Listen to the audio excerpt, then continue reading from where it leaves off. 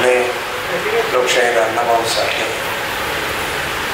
यांच्या परिवर्तनवादी विचारानं काम करत असलेल्या आणि विचार वाहून नेत असलेल्या समाजाला योग्य दिशा देण्यासाठी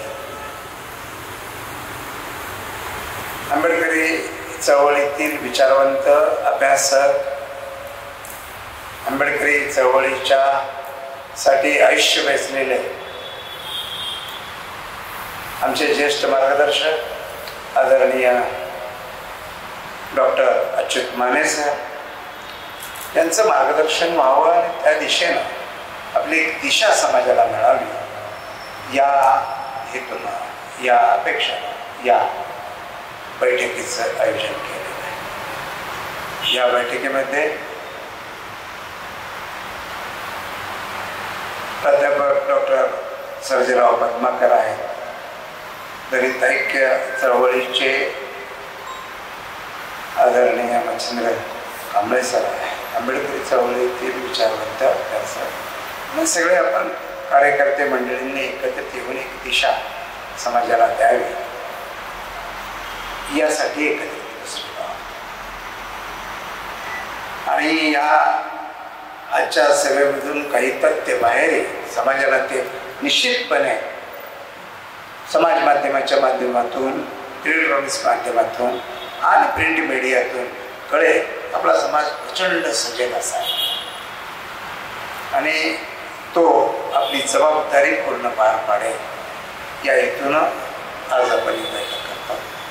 मी सुरुवातीला डॉक्टर अच्युत माने सर, पद्माकरजी आणि मान्यवरांना विनंती करतो की आपण दीपप्रज्वलन करू आणि महामानवांच्या प्रतिमांचं पूजन सर.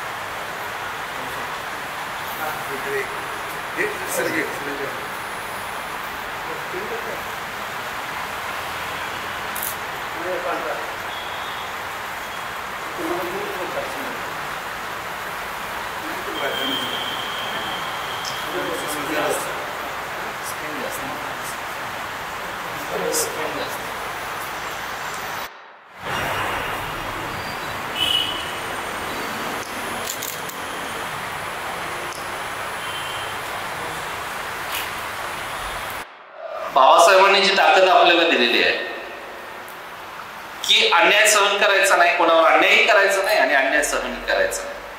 त्यामुळे जर वर्तमान परिस्थिती आपल्याला अन्यायी आहे असं वाटत असेल, त्याचा भास होत असेल किंवा त्याची वस्तुस्थिती आपल्या लक्षात येत असेल तरी आपण बोलायला पाहिजे. आणि मला वाटतंय की सरांच्या एकूण मार्गदर्शनाखाली, कांबळे सरांच्या, आपण सर्वजण चळवळ करत आहोत, आंदोलन करत आहोत, कृती कार्यक्रम घेत आहोत. त्याचाच एक भाग म्हणून या बैठकीचा हा विषय आहे. त्यामुळं कृपया सर्वांनी मोठा आरके तुम्ही बोला असं म्हणायला लावू नका. तर प्रत्येकाने, कांबळे सर इथं साहित्यिक मच्छिंद्र कांबळे सर आहेत, बरेच रस्त्यावर चळवळ करणारे बरेच इथे मंडळी आहेत, जेल भोगलेले आहेत. सरांनी आता सांगितलं 1869 तो आकडा आहे. सरांनी 2000 म्हटले पण 1869 तो आकडा आहे. एवढे कार्यकर्ते आपले आरोपी होते. तर आपण बोलू शकतोय, म्हणजे आपण बोलू शकतोय आणि जे व्हायला लागले त्याच्याविषयी आपण प्रतिक्रिया देऊ शकतोय. कारण माणूस हा प्राणी, प्रतिक्रिया देणारा प्राणी. त्यामुळे आपण खरोखरच आता सध्या जे वर्तमानात जे सुरू आहे आजूबाजूला त्याच्याबद्दल आपण आपली प्रतिक्रिया जी काय असेल, होकारार्थी नकारार्थी जी काय असेल ती आपण नोंदवावी अशी नम्र विनंती आपल्या सर्वांना करतो. मी जाहीर आवाहन करतो सर्वांना की कृपया आपण सर्वांनी आपली मतं मांडावीत. काही आपली मतं असू देत, आपण मतं मांडावी.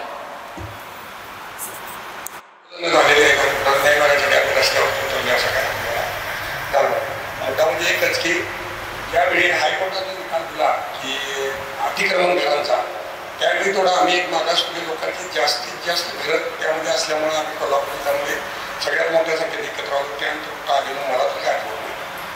तर माझं एवढी विनंती आहे की खरोखर जे जे आपापल्या गावातले कार्यकर्ते आहेत त्यांना पाठबळ द्या, त्यांना लढवा, त्याच्या पाठीवरती ठाम मारून फक्त लढवा. एवढीच मी या ठिकाणी विनंती करते आपल्या सर्वांना. आपण सर्व विचारवंत साहित्यिक आहात. आपल्या माध्यमातून जे आपण ज्या ज्या गावामध्ये जाल त्या त्या गावामध्ये आपण जे विचार मांडता त्या विचारसरणीनुसार काय गावातील कार्यकर्ते नवीन जे कार्यकर्ते तयार होणार आहे. आता नवीन युवा पिढी यामध्ये सहभागी व्हायला येत नाही. कारण जे आमच्यावरती जे गुन्हे झालेले आहेत ते गुन्ह्याचे निश्चित कलम आहेत की आमच्याजवळ पण येत नाही. तारखेला वेळ लागला चल म्हटलं तरी एखादा कोणी यायला बघत नाही. ही आत्ताची परिस्थिती आहे. पूर्वी असं नव्हतं. पूर्वी आवाज दिला की गावातले लोक येत होते, पण आता ती तशी परिस्थिती नाही. तरीसुद्धा आम्ही त्यावेळी सुद्धा समाजासाठी आम्ही त्यावेळी रस्त्यावरती उतरलो. आम्हाला पोलिसांनी सांगितलं की CCTV फुटेज चेक करायचा आणि तुम्ही चला असं गोड बोलून आम्हाला आणल्यानंतर या ठिकाणी अटक केली आणि आम्हाला जी यादी लावली पोलिसांनी की या यादीत तुमचं नाव आहे काय बघा. काय त्या ज्या लोकांची नाव आहेत ती नावं घेत नाही. या यादीत तुमचं नाव आहे का, तर नाही म्हटलं की तुम्हाला आठवू ना त्या यादीत. पण ती यादी कुठून कोणी दिली आणि का दिली, म्हणजे जाणून बुजून युवा पिढीला कार्यकर्त्यांना बाद करायचा होता का लोकांना, हा माझा म्हणजे डायरेक्ट सवाल आहे. त्यावेळी आम्हाला पोलिसांनी यादी दाखवलेली होती. त्या यादीत नाव नाही म्हटल्यानंतर आम्हाला अटक केली. आम्हाला सांगितलं की बाबा उद्या तुमचा जामीन होईल. आमच्या घरच्यांना सुद्धा कुठल्या जिल्ह्यात ठेवलंय ते 1 महिना सुद्धा आमच्या घरच्यांना कळू दिलं नाही पोलिसांनी. शाहूपुरी पोलिसांनी तिथे गेली की शिवाय देत होते. नातेवाईकांना आमच्या त्यांनी काय चांगलं काम केलं काय कशाला अशा पद्धतीची वर्तणूक आम्हाला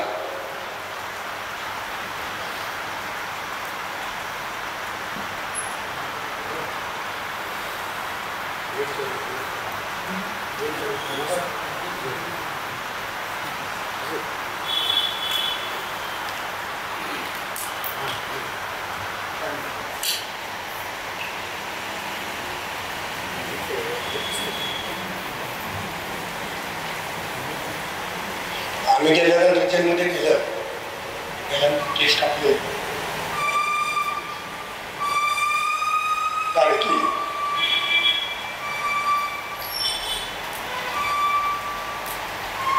एक महिन्यानंतर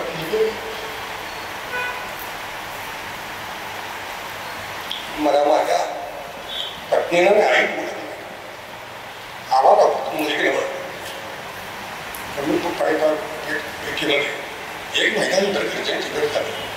आम्हाला फक्त दुपारचं ज्यावेळी जेलमध्ये फिरायला सोडत होते त्यावेळी आम्हाला फक्त बरं चिमणे आणि पाचगल दिसायची, बाकीची पण माणसं दिसत नव्हती. आणि त्या काळात जे पेपर आमच्यापर्यंत येत होते जेलमध्ये ते आपल्या बातम्या काढून कट करून आतमध्ये आम्हाला पेपर दिला जायचा वाचायला. आम्हाला बाहेर काय करणं काही कळत नव्हतं. आणि आमच्या वांदे लागायचे. म्हणजे ज्या आंदोलकांना अटक केल्या त्यांच्यामध्ये राग व्यक्त व्हावा नेत्यांच्याबद्दल अशा पद्धतीची एक बातमी आहे की सातव्याने पेढे केलेली एक बातमी आहे. ती बातमीचा फोटो थोडा कट केला तो डायरेक्ट सगळ्यांना आम्हाला सांगितले बघा हे तुमचे नेते काय करतात आणि तुम्ही काय करा. अशा पद्धतीनं आम्ही हे केलं. आतमध्ये पण आम्ही एकत्र राहिलो सगळे जे आम्ही आंदोलन होतो आम्ही एकत्र राहून सुद्धा आम्ही आतमध्ये सुद्धा आंदोलन केली. त्या ठिकाणी लावलं. 45 दिवसानंतर ज्यावेळी जामीन झाला त्यावेळी बाहेर आल्यानंतर आम्हाला आमच्या गावामध्ये मी स्वागत वगैरे केलं तो प्रश्न वेगळा. पण ज्यावेळी जेलमध्ये असताना किती लोकांनी आमच्या घरी भेटी दिली, किती कार्यकर्ते आमच्यासाठी केले, किती लोकांनी आमच्या घरच्यांना बाबा साठवण केली बाबा समाजासाठी म्हणून गेला. असं हाताच्या पोटामध्ये तरी 1-2च नेते मंडळी आमच्या घरी घालतात. ते मला आम्हाला जामीन झाल्यानंतर कळालं. आणि खरोखर मी वकिलांचं सुद्धा त्यावेळी आभार मानतो इतक्या 72 वकिलांची ठोल आमच्या पाठीमागे उभा राहिली एक विशेष आहे. कारण का दरोड्यासारख्या जे गुन्हा आहेत त्याला कमीत कमी 1.5 ते 2 लाख रुपये फी घेण्याच्या गुन्हा वकील म्हणजे वकील आपल्याला 40 आणि हे देतच नाही. तरी सुद्धा आपल्या चळवळीतील सगळे वकील एकत्र येऊन या वकिलांनी आम्हाला बाबा समाजासाठी म्हणून त्यांनी आजपर्यंत 18 सालापासून आजपर्यंत ते वकील आमच्यासाठी विनामोबदला लढत आहे. विनामोबदला ते करतो. तर मी एक वकिलांचा सुद्धा या ठिकाणी मी आपल्या समाजातून आभार व्यक्त करतो. दुसरा मुद्दा म्हणजे बरोबरच इथून पुढं आता नवीन पिढी काय चळवळीत यायला घेत आहे. कारण काही जे म्हणत आले त्यामुळं आणखी दुसरा मुद्दा म्हणजे की नवीन युवकांना जर आपण जर बोलवायला लागलो चला बाबा असं कार्यक्रम आहे सभा आहे तर त्यांचं दुर्लक्ष व्हायला लागलं तर युवकांच्या मध्ये आपल्या शाहू फुले आंबेडकरांचे विचार फिरून त्यांना बाबा खरोखर चळवळीत सहभागी होण्यासाठी आपण विनंती करावी एवढंच मी बोलून करतो. जे विचार बोलताना आम्हाला मार्गदर्शन महत्वाचे म्हणजे आंबेडकरवादी विचार घ्यायचं म्हणजे तसं सोपं काम नाही. लढाई करत असताना तसं पाठीमागं पाठबळ आपल्यासारख्यांचं असणं खूप गरजेचं आहे आणि तसं समाजातून तितकंसं मिळत नाही. लढणारा फक्त एकही पडतो करणारा तुम्ही लाटोडी ग्रामपंचायतमध्ये आहे ज्यावेळेला आम्ही कुठल्याच्या प्रश्नासाठी प्रश्न उपस्थित करतो त्यावेळी आपलीच माणसं वेगळ्या मार्गाने तिथे जाऊन आपलं खच्चीकरण करतात हे ते असं न होता सगळ्यांनी एकत्रित येऊन त्या विषयाचं एक वेगळ्या मोठ्या स्वरूपात चळवळ निर्माण करून किंवा तो विषय कसा आपल्या समाजासाठी योग्य आहे आणि ते आपलं तिथं काम कसं होईल आपल्याला न्याय कसा मिळेल यासाठी प्रयत्न करणं गरजेचं असतं. आणि खरोखर आपण हे जे काही विचार चिंतन बैठक जे आयोजित केल्या तर आपल्याला खरोखर आभार मानतो कारण का अशा बैठका होणे गरजेचं आहे. आम्हाला यातून पाठबळ आणि एक ऊर्जा निर्माण होते. धन्यवाद. ह्या 50 वर्षात ज्या युगप्रवर्तकानं बदलून टाकले त्या परमपूज्य बोधिसत्व डॉक्टर बाबासाहेब आंबेडकरांना प्रथमतः अभिवादन करतो. खरं तर सरांचं कौतुक आहे अशा पद्धतीचं भारतीय संविधान या विषयावरती अशी चिंतनपर बैठक घेणं हे खूप कौतुकास्पद आहे. कारण गावच्या टपरीपासून म्हाताऱ्या उतार्यांपासून लहान मुलांपर्यंत राजकीय विषय हा सगळ्याला केला जातो. लोकसभेच्या निवडणुका असतील किंवा विधानसभेच्या असतील. पण खऱ्या अर्थानं राजकीय व्यवस्था आणि भारतीय संविधान ज्याची विधीचा विद्यार्थी म्हणून मी एवढं सांगू शकतो तेवढं आपल्या जनमानसांमध्ये म्हणजे आंबेडकरी चळवळीचं खरं तर या माध्यमातून कौतुक आहे की आपला समाज जागरूक आहे त्याबद्दल.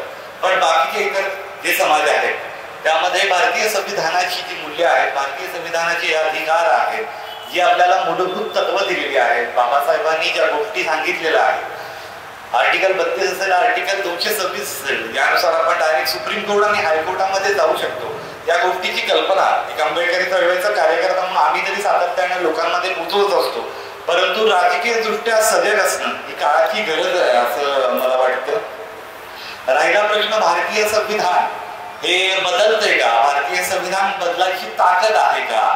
मी जाहीरपणाने सांगू शकतो 400+ जाऊ देत किंवा 300+ जाऊ देत भारतीय संविधान बदलायची ताकद कुणाच्या मायच्या लाळमध्ये नाही. केशवानंद भारतीचा खटला झालेला होता बेरुवारीचा खटला झालेला होता. इंदिरा गांधीने ज्यावेळी समाजवादी धर्मनिरपेक्ष आक्षेप घटने मसुदा तो ऍड झाला 1942-1946 ला आणि याचा स्तंभ माजवला गेला की हे भारतीय संविधान बदलत आहे.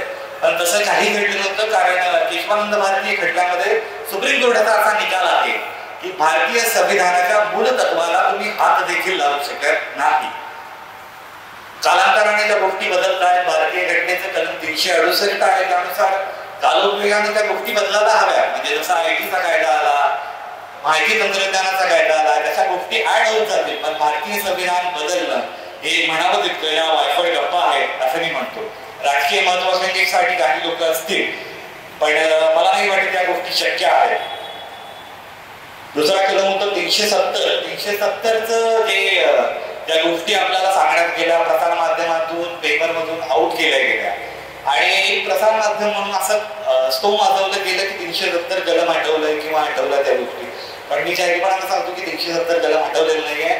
फक्त 370 मध्ये जी जमीन घ्यायचा जो अधिकार होता काश्मीरमध्ये तो फक्त भारतीय नागरिकांना मिळाला. बाकी 370चा दर्जा असाच आहे, तो कायमस्वरूपीच आहे. त्यामुळे या भारतीय राज्यघटनेत बदल करणं हे तर काही मला तर वाटतं शक्य नाही. पुन्हा एकदा कौतुक सगळ्यांचं. आपण भारतीय संविधानाच्या माध्यमातून इथं जमलेलो आहोत. We the people of India. ज्या पाखरांना पंखात बळ असताना आव्हानाच नाकारलं होतं त्या सगळ्यांना तुम्ही एकत्र करून पुन्हा एकदा ते बळ निर्माण करणार, त्याबद्दल तुमचं कौतुक विशेषपणानं. विश्वास पाटील साहेबांचंही कौतुक. 43 दिवस जेल भोगली. बोल आणि पाष्कळ गप्पा मारणाऱ्यांसाठी आपण टाळ्या वाजवतो, पण त्यांनी जी गोष्ट सांगितली त्याच्याबाबत आपण एकदाही टाळ्या वाजवत. मी विनंती करतो त्याच्यासाठी टाळ्या वाजवतात. त्याच्यासाठी एक गोष्ट म्हणून दाखवतो. लढता लढता मरे नाही पण हार मानणार नाही. इथल्या तलाव भडव्यांना कधी आपलं म्हणणार नाही. तुम्हाला नव्हती आणि नाहीये किंमत आमच्या जीवाची, म्हणून तुमच्या व्यवस्थेला घाट बराबर घेणार नाही. धन्यवाद. की सध्या देशभरात निवडणुकीचं वातावरण आहे आणि त्या अनुषंगानं आपली भूमिका मांडायला पाहिजे आणि त्या अनुषंगानं काहीतरी काम व्हायला पाहिजे. आता त्या अनुषंगानं काय काम व्हायला पाहिजे हे ऐकण्यासाठी खरं तर मी या चिंतन बैठकीला आलो. मला अपेक्षा होती की बरेच काही तत्वज्ञान चिंतन करणारे वैचारिक लेखक काहीतरी आपली भूमिका मांडतील आणि त्यातून आपल्याला काहीतरी भूमिका पर्यंत येता येईल. सर पण आता काही जे मुद्दे सांगितले की भीमा कोरेगावचा विषय आहे, अजूनही त्या केसेस काढलेल्या नाहीत. इतके वर्ष केंद्रात भाजपाचं सरकार आहे, महाराष्ट्रात पण सरकार आहे, परंतु ते केसेस काही अद्याप काही निघालेल्या नाहीत. काही गोष्टी मी आपल्याला मुद्दाम इथं मला ज्या सांगायच्या आहेत त्या म्हणून मी आणलेल्या आहेत. त्या एक दोन वाक्यामध्ये फक्त मी सांगणार आहे. 2019 मध्ये शर्मा नावाचे एक ब्राह्मण सभेचे प्रमुख होते आणि 2019 मध्ये त्यांनी ब्राह्मण सभेच्या अजेंडामध्ये आरक्षण खत्म करायचं असा हा मुद्दा त्यांनी घेतला होता. ज्या ज्या ठिकाणी आता SC ST ज्या काही रिझर्वेशनच्या जागा आहेत त्या जर भरता येत नसतील, उमेदवार मिळत नाही अशा नावाखाली, तिथं ओपनच्या सीट भरल्या जातात. हे आत्ताच होते असं नाहीये. म्हणजे एक हार्ड हिंदुत्ववादी एक सॉफ्ट हिंदुत्ववादी असाच त्यातला फरक आहे. परंतु मरण आपल्याला आज मरायचं आहे का उद्या मरायचं आहे हे पण आपल्याला ठरवावं लागेल आणि म्हणून त्याची एक सीमारेषा आपल्याला आखावी लागेल. प्रायव्हेट मेडिकल कॉलेज ज्याच्यामध्ये CM योगींचा फैसला होता तो SC ST आणि OBCचा कोटा करणं अशी एक हेडिंग, या सगळ्या पेपरच्या आणि याच्याबद्दल मी हेडिंग्स घेतलेल्या आहेत. आरक्षणाच्या विषयीचा एक दोन गोष्टी मुद्दा मी तर सांगायचा आहे की मला नोकरीमधलं आता म्हटलं की आपल्या आरक्षणाला किंवा संविधानाला धक्का लागला जाणार नाही आणि खरं आहे की मूळ ढाच्याला हात लावता येणार नाही, परंतु त्याने अशी व्यवस्था केलेली आहे की त्या मूळ ढाच्याला हात न लावता सगळं काही बदलत आहे. उदाहरणार्थ सांगतो मी, नोकऱ्यांमधलं आरक्षण घ्या. यांनी काय केलं, डिसइन्व्हेस्टमेंट सुरू केली. आता हा डिसइन्व्हेस्टमेंटचा मुद्दा हा काँग्रेसच्या काळापासून चाललेला आहे, परंतु जवळपास 10 लाख कोटीचा डिसइन्व्हेस्टमेंटचा पोर्टफोलिओ त्यांना करायचा आहे. त्याच्यामधला जवळपास 6 लाख कोटी रुपये मोदी सरकारच्या काळामध्ये डिसइन्व्हेस्टमेंट म्हणून मिळवलेले आहेत. हे जे सगळे उद्योग आहेत सरकारी उद्योग, हे सरकारी उद्योगाचं इतक्या झपाट्यानं खाजगीकरण चाललेलं आहे की आपलं आरक्षणच राहणार नाही. आणि याच्या बदली सुद्धा कुठलं दुसरं सरकार आलं तरी हाच अजेंडा पुढे रेटला जाणार आहे हे लक्षात घ्या. म्हणजे ज्या स्पीडला आता तो राबवला जातो. तसंच शैक्षणिक आरक्षण घ्या. आता शैक्षणिक आरक्षणामध्ये बहुतेक शिक्षण संस्थांना स्वायत्त संस्थेचा दर्जा दिलाय. आता जवळपास 900 कॉलेजेस आहेत ज्याला स्वायत्त संस्थेचा दर्जा दिला. जिथं सरकारचं काही चाललं नाही त्या संस्था ठरवणार आहेत त्यांची फी किती, तिथं आपली मुलं शिकणार आहेत का? आणि म्हणून प्रायव्हेटायझेशन जे करायचं चालू आहे त्याच्यामध्ये अगदी प्राथमिक शाळा सुद्धा 45% प्राथमिक शाळा ह्या प्रायव्हेट आहेत भारतामध्ये. म्हणजे या इतक्या जर वेगानं हे काम करत असतील तर आपण असं कसं म्हणू की संविधान बदललं जाणार नाही. बरं, आरक्षणाचा फेरविचार करावा असं मागे मोदी साहेब मोहन भागवत यांनी म्हटलं होतं.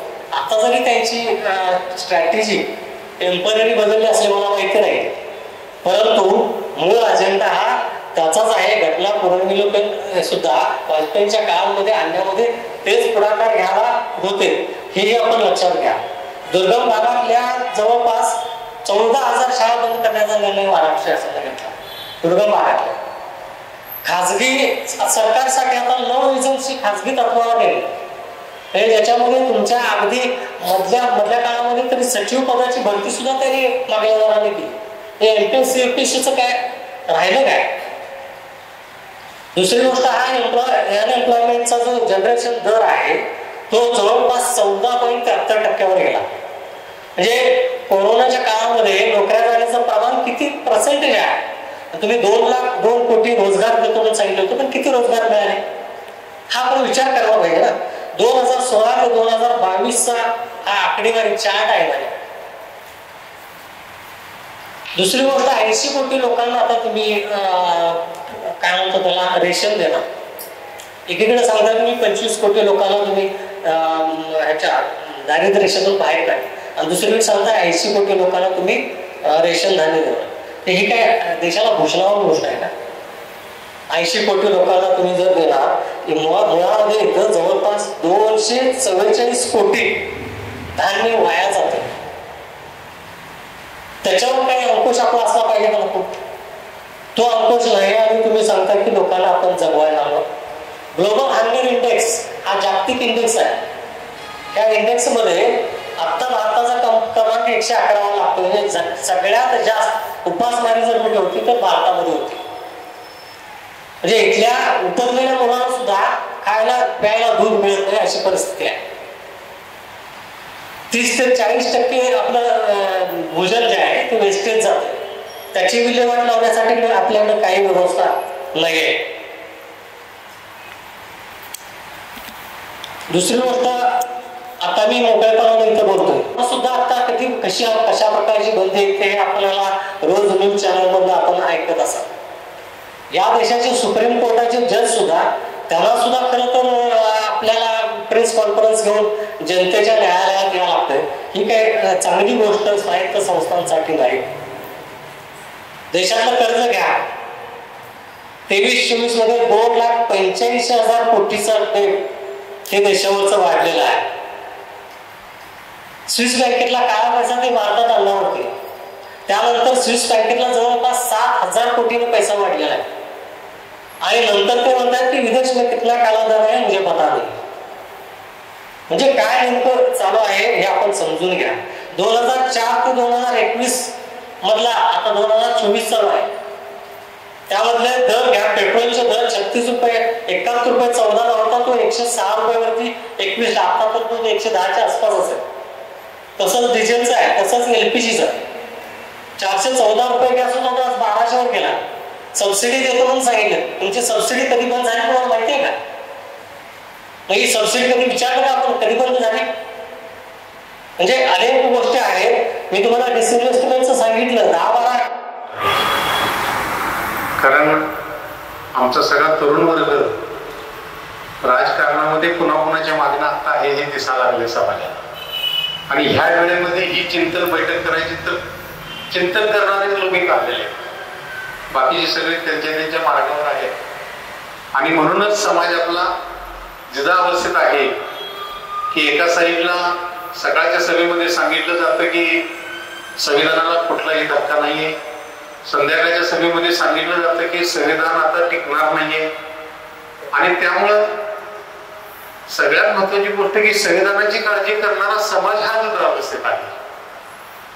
मला तर असं वाटतं की आता जी चालू आहे म्हणजे संविधान धोक्यात आहे असं जे मांडलं जातं ते इतर समाजाच्या दृष्टिकोनातून चांगली गोष्ट आहे की त्यांना संविधान काय धोक्यात आहे आणि कुठलं संविधान धोक्यात आहे हे माहीत वाटतं. कारण त्यातला एखादा वक्ता संविधानाबद्दल 4 शब्द सांगतो आणि मग खालच्या लोकांना समजते की संविधानानं काय काय अधिकार दिले. कालच्या काव्याचा सगळं होतो, एका वक्त्यानं संविधानानं पुन्हा पुन्हा अधिकार दिले हे त्या सभेमध्ये सांगितलं आणि मग मला जरा सहायचं वाटलं. कारण तिथं जरी ओढून आणलेली माणसं असतील किंवा आणि कशासाठी आणलेली माणसं असतील, संविधान धोक्यात आहे म्हणून सांगण्यासाठी आणले असतील, तर संविधान कसं धोक्यात आहे हे जरी स्पष्टीकरण दिलं नसलं तरी सुद्धा संविधान धोक्यात आहे आणि संविधानानं काय काय कुणाला दिले. इथं बसलेल्या आलेल्या चिंतन बैठकीमध्ये सगळ्यांना माहित आहे संविधानानं काय काय दिले, पण रस्त्यावर 7,000-8,000 मध्ये ऐकणाऱ्या माणसांना माहित नसतं की संविधान काय आणि संविधानानं आम्हाला काय दिले. त्यातल्या महिलांना सुद्धा माहित नाही की संविधानानं आम्हाला काय दिले. आता ते संविधान धोक्यात आहे म्हटल्यानंतर किमान मतदान तरी आमच्या बाजूने करतील एवढ्या अपेक्षेला ते सांगताय. नाहीतर ह्याच्या अगोदर इलेक्शन नसेल तर संविधानाबद्दल बरेच शब्द काढत नाहीये. आता ह्याची चिंता सुद्धा समज गैरसमजाची चिंता सुद्धा वाटली शहाजी सरांना. देशपांडेला किंवा पवारला नाही वाटली सर, चिंता वाटली तुम्हाला म्हणून ही बैठक घेतली. कारण ही बैठक खरं तर अगोदर 2 महिने व्हायला पाहिजे होती, 2 दिवस अगोदर होती. विषय असा आहे की आपल्याला सुद्धा कळत नाही अजून की संविधान धोक्यात आहे का नाही. आमच्या मतानुसार संविधान धोक्यात आहे असं जर म्हणायला गेलं तर संविधान व्यवस्थित चालवत नाही म्हणून धोक्यात आहे. संविधानाचा गैरवापर चाललेला आहे आणि त्यामुळं आमचं नुकसान जे होतंय त्यामुळे संविधान धोक्यात आहे असं आम्हाला वाटतं. मग आहे का नाही ते तुमचं तुम्ही ठरवा. चिंतन बैठक आहे, तुम्ही थोडंसं चिंतन केलं पाहिजे. आता म्हणजे एका तरुण मित्रानं सांगितलं की कुणाच्या पाला ते शक्य नाही आणि त्या पानं लिहिलंच तसं, त्यामुळे ते शक्य नाही हे आम्हाला माहित आहे. परंतु ते ढाच्या आवाजीत राहून जर आता मच्छिंद्र कांबळे सरांनी ज्या ज्या घटना सांगितल्या, खाजगीकरण झालं, ग्रॅज्युएशन किंवा आणि कोण पोस्ट ग्रॅज्युएशन झालेलं असेल, PhD झालेलं असेल, परवा PhDच्या संदर्भामध्ये अजित पवारांनी काय वक्तव्य केलं ते पण आपण बघितलेलं आहे. PhD कशाला पाहिजे, PhD करून काय धन लावणार आहेत असे शब्द त्यांचे होते. मग राज्यकर्ते कुठल्या बाजूने संविधानाचा विचार करतायत, मग संविधान धोक्यात आहे किंवा नाही हा प्रश्न आम्हाला पडला पाहिजे. मग त्या संविधानाच्या माध्यमातून मिळणाऱ्या ज्या सुविधा ज्या आहेत आमच्या तरुणांना त्या मिळणार नसतील तर संविधान धोक्यात आहे किंवा नाही पुन्हा प्रश्नचिन्ह आहे. आमच्या शेतकऱ्यांना जर ते सगळं मिळणार नसेल, त्यांना अधिकार प्राप्त होणार नसतील तर संविधान धोक्यात आहे किंवा नाही. काय बाबासाहेबांनी संविधान असंच दिलेलं आहे का, घ्या किंवा आणि तुमच्या मंत पद्धतीनं चालवा यासाठी नाही दिलेलं. भारतीय संस्कृती उज्ज्वल होण्यासाठी तुम्हाला संविधान दिलेलं आहे. मी भारतीय संस्कृती मुद्दा म्हणतोय कारण संविधानामध्ये प्रत्येकाला जे दिलेलं आहे त्या भारत देशातल्या प्रत्येक नागरिकाला अधिकार दिलेले आहेत म्हणून भारतीय संस्कृती मी हा शब्द वापरतो. मग ती उज्ज्वल होते का आणि होत नसेल तर संविधान धोक्यात आहे का किंवा नाही का हा चिंतनाचा पाठ आहे. दुसरा एक मुद्दा यामध्ये असा आहे की आपण संविधानाचा विचार करत असताना संविधान ज्या पद्धतीनं चालवलं पाहिजे, संविधान ज्या पद्धतीनं हाताळलं पाहिजे ते हाताळणारे हात आता आपल्या सोबत आहेत का, आणि ते जर आपल्या सोबत नसतील तर निश्चित संविधान धोक्यात आहे. कारण संविधानाचा लाभ जर आम्हाला होणार नसेल आणि संविधान आहे म्हणून आम्ही आहे हे जर आपल्याला माहित असेल तर निश्चितपणे संविधान आज धोक्यात आहे. त्या शेवटच्या टप्प्यापर्यंत मी स्वतः माझे विचार मंथन करतो. कारण संविधान धोक्यात आहे. कारण मला जर बोलता येत नसेल, आज आपण इथं चिंतन करायला लागलोय पण उद्या चिंतन करायला सुद्धा आपल्याला संधी मिळेल नाही, सांगता येत नाही अशी परिस्थिती आमचे विचारवंत सगळे सांगतायत पण त्याचे उपाय नाही सांगत. मी आतापर्यंत जवळजवळ सर 1.5 महिना झाला भाषण सगळं ऐकतोय. सगळेजण संविधान धोक्यात आहे, संविधान अजून कोणी हात लावणार नाही, हे करणार नाही, दोन्ही बाजू ऐकतोय. परंतु हे सगळं संविधान सुरक्षित राहण्यासाठी कुणी उपाय सांगितलेला मी ऐकलेला नाही. म्हणून ही चिंतन बैठक घ्यावीशी वाटली तुम्हाला. कारण या चिंतन बैठकीतून त्याच्यावर काय उपाय जर मिळत असेल तो उपाय ऐकण्यासाठी आम्ही इथं आलेलो आहोत. आम्हाला बोलायची संधी दिली त्याबद्दल धन्यवाद. थँक्यू. लोकशाही समज गैरसमज या विषयावर शहाजी कांबळे सरांनी जी चिंतन शिबिर बैठक आयोजित केलेली आहे त्याच्यामध्ये आमचे गुरुवर्य अच्युत माने सर, माझे सहकारी पद्माकर सर, सोळके सर, निष्ठावंत कार्यकर्ते आपण सर्वजण उपस्थित आहात. हा विषय खरं तर विस्तृत आहे. मला सरांनी 5 मिनिटं दिलेली आहेत. विषय गहन आहे, मोठा विषय आहे. मी आपल्याला एकच म्हणेन की आपण जे आता सगळ्यांनी चर्चा केलेली आहे या सभागृहामध्ये पुस्तकाचं प्रकाशन झालेलं आहे. लोकशाही पुढील आव्हान आणि पर्याय हे पुस्तक आपण सगळ्यांनी वाचावं. ते जे पुस्तक आहे ते विचारशलाका जे मॅगझिन निघतं लातूरमधून त्याचे संपादक आहेत नागोराव कुंभा. यांनी 600 पानाचं पुस्तक सध्याच्या ह्याच्यावर काढलेलं आहे. आणि त्याच्यात पहिलंच आर्टिकल जे आहे लिहिलेलं ते म्हणजे जनार्दन वाघमारे साहेबांनी लिहिलेलं आहे. मोठे व्यक्ती आहे, तुम्हाला सगळ्यांना परिचित आहे. त्याचं आर्टिकल तुम्ही वाचा, त्याचे लेख वाचा. आवर्जून सगळ्यांनी संग्रह करण्याचं पुस्तक आहे. या सभागृहात ते पब्लिश झालेले एक 15 दिवसाखाली. तुम्ही आवर्जून सगळ्यांनी वाचा. तुमचं समज आणि गैरसमज लोकशाहीबद्दल दूरच होते. आणि तुम्ही स्वतः एक भूमिका घ्यायचा की मी ही भूमिका घेतली पाहिजे त्याच्यात. मी ती त्यातले बरेच आर्टिकल वाचलेले आहेत. आणि मला जे काही संविधान कळालं, मी जी संविधानाचे अभ्यास मला जे संविधान समजलं आणि त्याच्याबद्दल आपण चर्चा सगळ्यांनी केलेली. ॲडव्होकेट साहेब इथं आहेत, तुम्ही हे त्याच्याबद्दल बोललेलं आहे की इंदिरा साहनी विरुद्ध भारत सरकार हा जो खटला झालेला आहे तो देशातला महत्वपूर्ण खटला झालेला आहे, निर्णय झालेला आहे. आणि त्या खटल्यामध्ये असं झालेलं आहे की भारतीय संविधान जे आहे ते मूलभूत ढाचा कुणालाही बदलता येणार नाही. आता मूलभूत ढाचा म्हणजे काय हिथून आपण बघितलं पाहिजे. भारतीय संविधान मूलभूत ढाचा काय?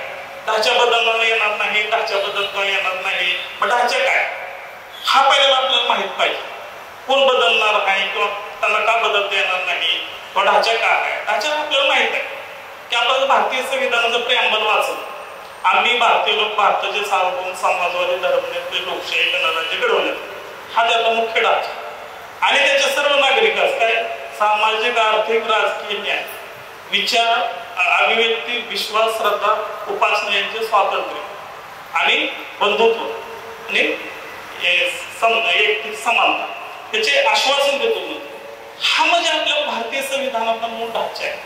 आणि हा ढाचा कुणालाही बदलणार नाही असं इंदिरा साहनी आणि केंद्र सरकार यांचा जो खटला झालेला आहे त्याच्यामध्ये क्लिअर त्यांनी सांगितलं की हा ढाचा कुणाला बदलता येणार.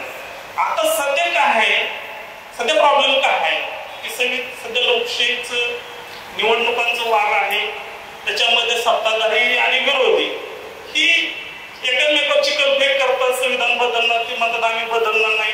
काल परवाची तुम्ही मोदी साहेबांची पत्रकार परिषद बघितली असेल, ऐकली असेल किंवा ऐका त्यांनी सांगितलं की आम्ही संविधान सप्ताह राबवणार वर्षभरामध्ये. बऱ्याच गोष्टी त्याच्यामध्ये आहेत सगळ्या गोष्टी.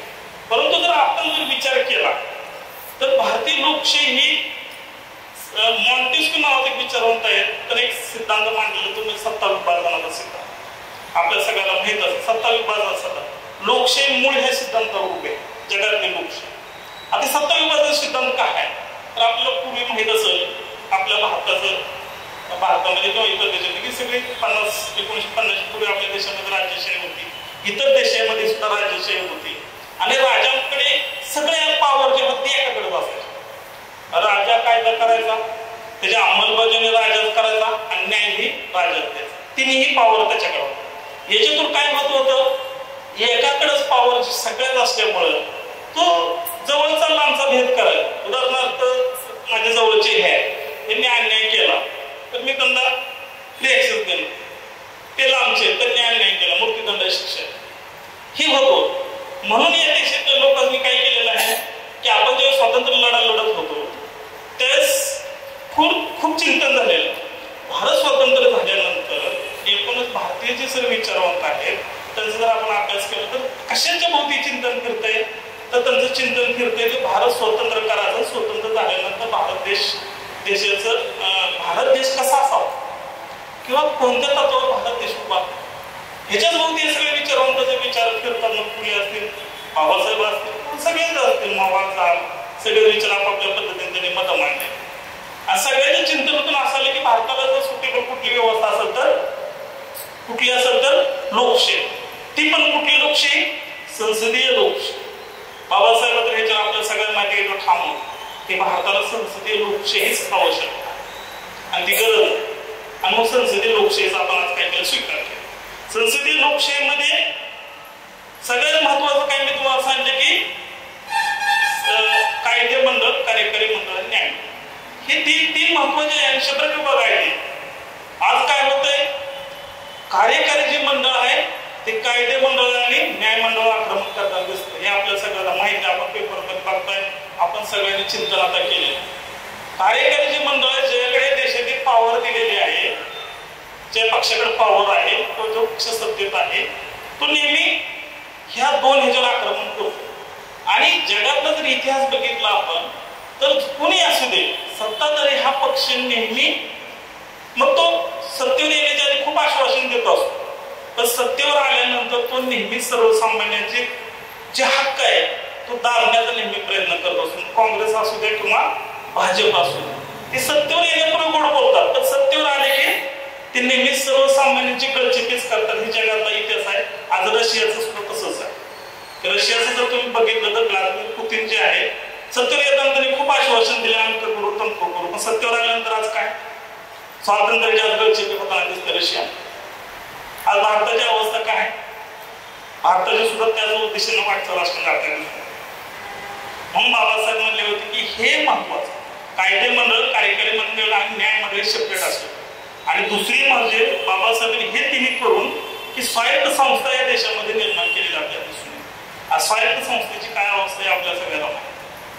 जर स्वायत्त संस्था टिकल्या नाही तर काय अवस्था होती, हे सुद्धा आजच्या चिंतन शिबिरामध्ये महत्वाचा मुद्दा आहे. आता सरांनी खूप बोललेले आहेत की शिक्षणाची व्यवस्था काय आज आपल्या जीवनामध्ये प्रश्न शिक्षण.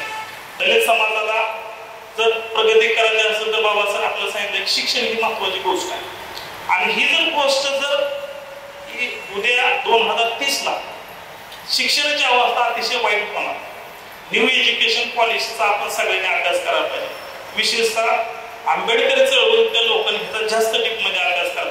ह्याचा डायरेक्ट इम्पॅक्ट आपल्यावर न्यू एज्युकेशन पॉलिसी.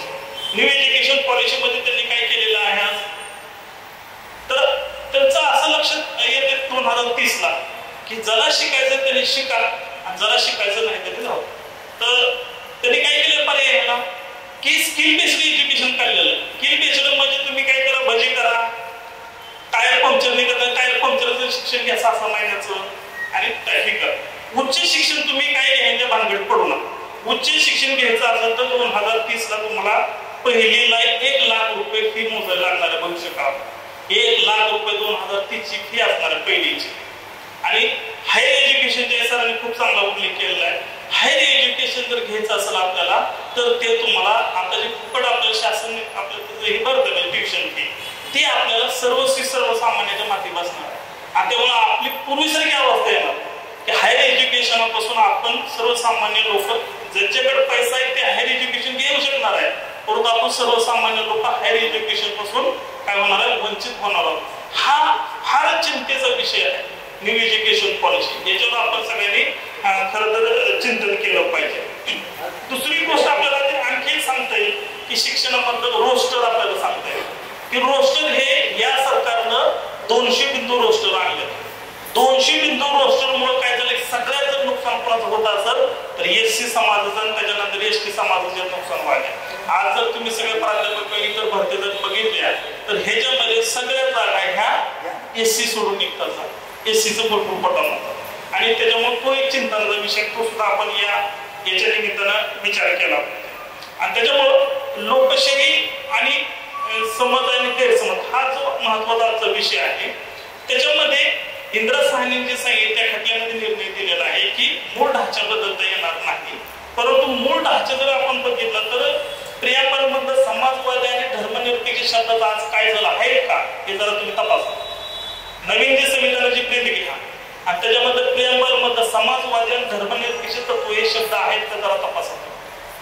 असतील तर चांगली गोष्ट वेळ खूप आहे, पण तपासण्याची खरंच आवश्यकता आहे. त्याच्यामध्ये त्यांनी हे शब्द काय केले ते कुठं जरा शोध. आता भारतामध्ये भारत देश जर एक संघ ठेवायचा असेल तर आपल्याला, तर भारतामध्ये धर्मनिरपेक्ष हे तत्व महत्वाचं आहे. परंपरेपासून हे तत्व चालवत आलेलं आहे आणि भारत देश हे चलवत आहे. आज काय नारा दिला जातो, एक देश एक धर्माचा नारा दिला जातो. म्हणजे सरळ सरळ काय संविधानाची किंवा संविधानाला बगल दिल्याचा प्रकार सुरू असलेला आपल्याला दिसून येतो.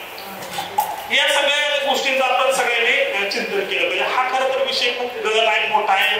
त्याच्यावर खूप चिंतन करण्यासाठी आपल्याला बराच वेळ द्यावा लागणार आहे, चिंतन करावं लागणार आहे. वेळ कमी आहे, मला सरांनी 5 मिनिटं दिलेली आहेत.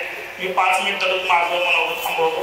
जय भीम, जय भारत. धन्यवाद. शिकवलेला आहे अन्याय करायचं नाही आणि अन्याय सहन करायचं नाही या भूमिकेनं बाबासाहेब आयुष्यभर आपली स्वतःची स्वतंत्र अशी भूमिका घेऊन जगलेले आहेत. आणि त्या अनुषंगाने विचार करता मच्छिंद्र कांबळे सर असतील, आरके असतील, बोरटकर सर असतील, अनिल असेल, तरडे साहेब असतील, आमचे विद्यार्थी बाबासाहेब आंबेडकर महाविद्यालयाचे लाठवडीचे ग्रामपंचायत सदस्य किंवा इथं आता उत्स्फूर्तपणे अत्यंत सुंदर कलमांची नोंद घेऊन अगदी अभ्यासू अशा पद्धतीने वक्तव्य करणारे आमचे भीम सैनिक असतील. एक सूर मनापासून एक लक्षात आला असेल, पण शहाजी कांबळे सरांनी ही बैठक बोलवली म्हटल्यानंतर साधारण राजकीय असावी. मात्र मागे भिंतीवर जो बॅनर लावलेला आहे त्या बॅनरचा आपण विचार केला तर शहाजी कांबळे सरांना रामदास आठवलेंचा फोटो ठेवायला काही हरकत नव्हतं. जागा होती ना बॅनरवरती, किंवा तो बॅनर तयार करणारा जागा केला असता, आहे की नाही? जे विचार करण्याची आवश्यकता आहे.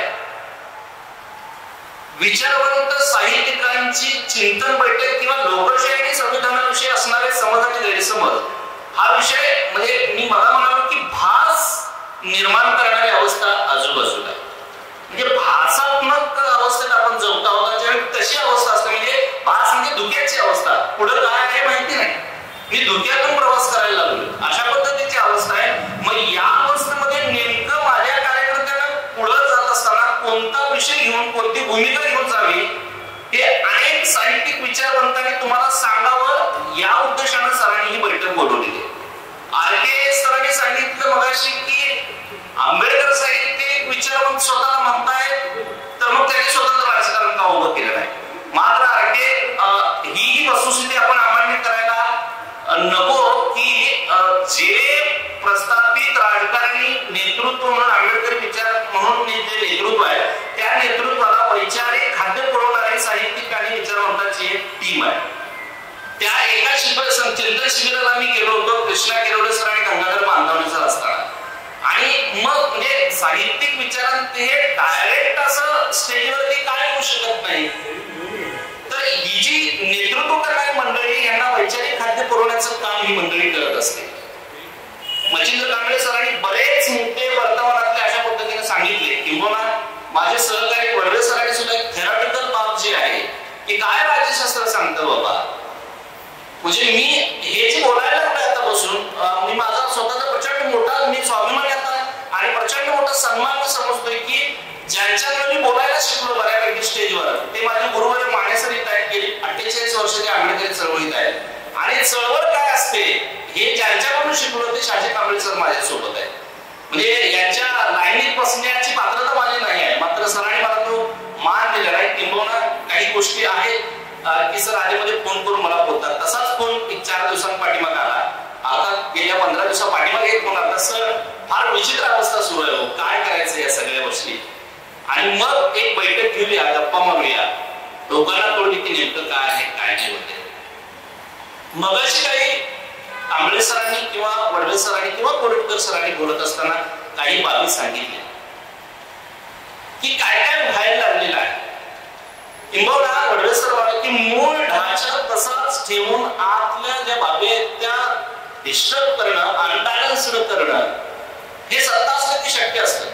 हे तुम्ही आम्ही सर्वांनी विसरता कामा नाही की बाबासाहेबांनी अनेक ग्रंथ लिहिले प्रचंड कष्ट घेतलेले आहे, मात्र सगळ्यात जास्त कष्ट घेतले ते भारतीय संविधान लिहित असताना. हे आपण नेहमी विसरता कामा नये. बाबासाहेबांना पाठीचा त्रास झालेला आहे, अक्षरशः पाणी झालं होतं पाठीत बाबासाहेबांच्या.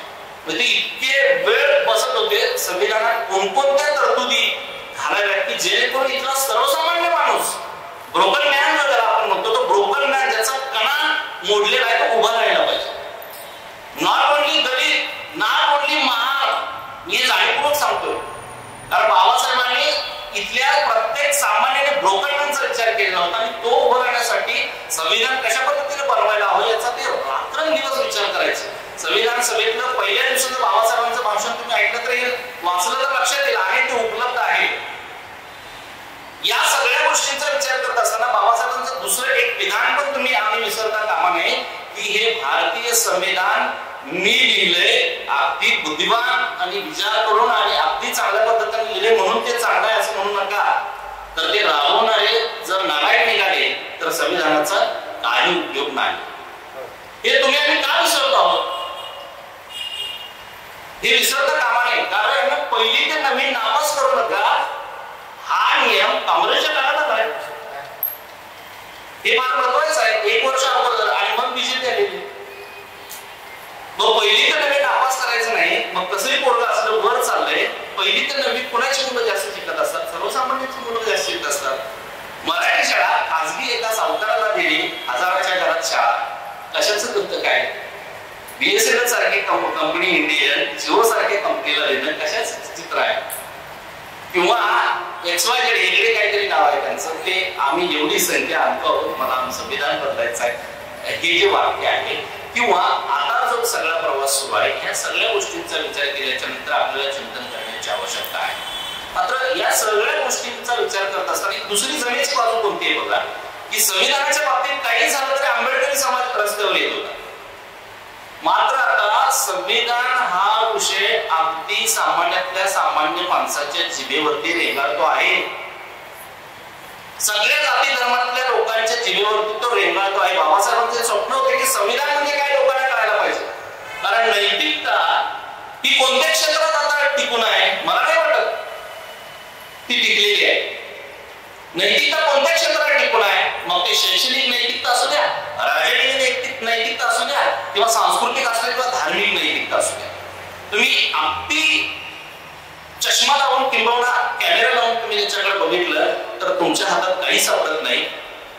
सगळ्या प्रकारच्या नैतिकता घसरत झालेल्या अवस्थेत तुम्ही आधी सध्या जगतो आहोत. हे विसरता कामा नये. बाबासाहेबांनी वाचा म्हणून सांगितलं. वाचा का म्हटलं? पहिल्यांदा शिका म्हटले ते म्हणजेच वाचा. वाचा का म्हटले? वाचल्यानंतर शिकल्यानंतर सगळ्यांना नोकऱ्या मिळतील असं नाही. शिकल्यानंतर माझा माणूस किंवा सर्वसामान्य माणूस विचार करायला लागेल. विचार करायला लागला की तो त्याची जगण्याची पद्धत ठरवेल आणि जगत असताना कोणकोणत्या गोष्टी डोळ्यासमोर ठेवून जगायचं हे त्याला कळेल. म्हणून बाबासाहेब वाचा म्हणायचं, म्हणून बाबासाहेब शिका म्हणायचं. आणि मग त्या पद्धतीनं बाबासाहेबांनी ग्रंथसंपदा दिली. काय करत काय खोटं हे सांगितलं. विचारवंतांनी साहित्यिकांचीच बैठक का? तर हे विचारवंत आणि साहित्यिक सर्वसामान्य माणसांपेक्षा वेगळा विचार करणारी मंडळी असते. तुम्ही मानेसर ज्यावेळी बोलतील अगदी तुमच्या माझ्या भाषेत सर बोलतात. मानेसरांना मनापासून तुम्ही बघताय कोणत्याच आविर्भावात ते खुर्चीत बसलेले नाही. नाहीतर मग तुम्हाला माहिती आहे की एखादा प्रमुख माणूस असेल तर तो कशा पद्धतीने असतो वगैरे. चळवळ तुम्हाला माणूस घडवते. चळवळ तुम्हाला माणूस घडवण्यासाठी प्रयत्न करत असते आणि मानेसर आयुष्यभर तेच काम केलेलं आहे. बाबासाहेबांचा जो विचार आहे की चळवळ करत असताना कोणकोणती तत्व डोळ्यासमोर ठेवून तुम्ही चळवळ करायला पाहिजे या अनुषंगानं मी मला म्हणालो की अत्यंत भासमय अवस्थेमध्ये तुम्ही मी प्रवास करतो आहोत. ती धुक्याची अवस्था थोड्या अंशी का असेना बाजूला होईल. डोळ्यावरचं झापड जे आहे ते बाजूला होईल आणि स्वतंत्र बाबासाहेबांनी जो स्वतंत्रपणे विचार करण्याचा अधिकार तुम्हाला आणि मला दिलेला आहे तो करायला लागेल या एकमेव उद्देशानं शहाजी कांबळे सरांनी ही बैठक केलेली आहे. स्वतंत्रपणे विचार करायला पाहिजे की बाबा खरं काय आणि खोटं काय, कोण चांगला कोण वाईट. आणि मग जे अत्यंत महत्वाचं म्हणजे अंबानीला, राष्ट्रपतीला, पंतप्रधानाला आणि तुम्हाला आणि मला एकाच मताचा अधिकार बाबासाहेबांना. हे फार one value, one vote one value हे फार महत्वाचं आहे. याची ताकद नाही कळाली आपल्याला. पण बाबासाहेबांनी मी मगाशी म्हणालो की राजकीय नैतिकता घसरलेली आहे. याचं कारण म्हणजे तुम्ही शोधायला पाहिजे. त्याचं कारण काय की आपल्याला माहितच नाही की एका मताचं इतकं महत्व आहे की काय करू शकतो मी. म्हणजे वाजपेयी सरकारांचा विचार केला तर एका मताने वाजपेयी सरकार पडलेलं होतं दरम्यानच्या काळामध्ये. म्हणजे एका मताने काय होऊ शकतं याचा विचारच तुम्ही करत नाही. आणि राजकारणात तर तुम्ही मी झोपून उठल्यापासून रात्री झोपेपर्यंत जगत असतो बरं काय. दुसरं एक वाक्य आहे की माणूस हा राजकीय प्राणी आहे. तो सकाळी झोपून उठल्यापासून रात्री झोपेपर्यंत राजकारणीच आयुष्य जगत असतो, राजकीय आयुष्य जगत असतो. बघा तुम्ही स्वतःच्या कृत्यात सुद्धा विचार करून बघा, चिंतन करून बघा. आणि मग या सगळ्या गोंधळलेल्या अवस्थेमध्ये, या सगळ्या अस्पष्ट असणाऱ्या अवस्थेमध्ये मी काय करायला पाहिजे हा एक मीला जागृत करण्याचा प्रयत्न आदरणीय शहाजी कांबळे सर करत आहे. त्या अनुषंगाने माने सर आपल्याला मार्गदर्शन करतील. पुन्हा एकदा मी सरांनी मला हा सन्मान दिला. मला 5 मिनिटं दिले आहेत, मात्र मी 7 मिनिटं बोललेलो आहे, त्याबद्दल क्षमस्व. पुन्हा एकदा मी सरांनी हा सन्मान दिल्याबद्दल सरांना धन्यवाद देतो. आपल्या सर्वांना नम्रपणे जय भीम करतो. आणि मी मला म्हणालो की विचार करायला पाहिजे, विचार करून आपली कृती करायला पाहिजे. विचार नाही केला तर आताच्या मोबाईलच्या युगामध्ये अत्यंत शॉर्ट मध्ये, म्हणजे ते इन्स्टा आणि या फेसबुकच्या या काळामध्ये शॉर्ट लाईफ आलेलं आहे, छोटं आयुष्य आलेलं आहे.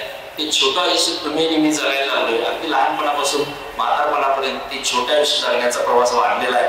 तरुणाई तर या सगळ्यांपासून वेगळी आहे. या तरुणाईला जागृत करण्याचं कर्तव्य तुम्ही आणि मी पाळायला पाहिजे. कारण तरुणाई भरकटता कामा नये. कारण अब्दुल कलाम म्हणतात की देश महासत्ता कधी होईल, ज्यावेळी हे तरुण मंडळी देशाचा अभिमान बाळगायला शिकेल आणि देशच क्रांती करू शकते, तरुणच क्रांती करू शकते, हे अब्दुल कलामांना वाटत होतं. म्हणून त्यांनी ते वाक्य म्हटलं होतं की 2020 साली माझा देश महासत्ता होईल. कारण का, जगातल्या अनेक देशांपैकी सगळ्यात जास्त तरुणांची संख्या भारतात आहे त्या अनुषंगाने.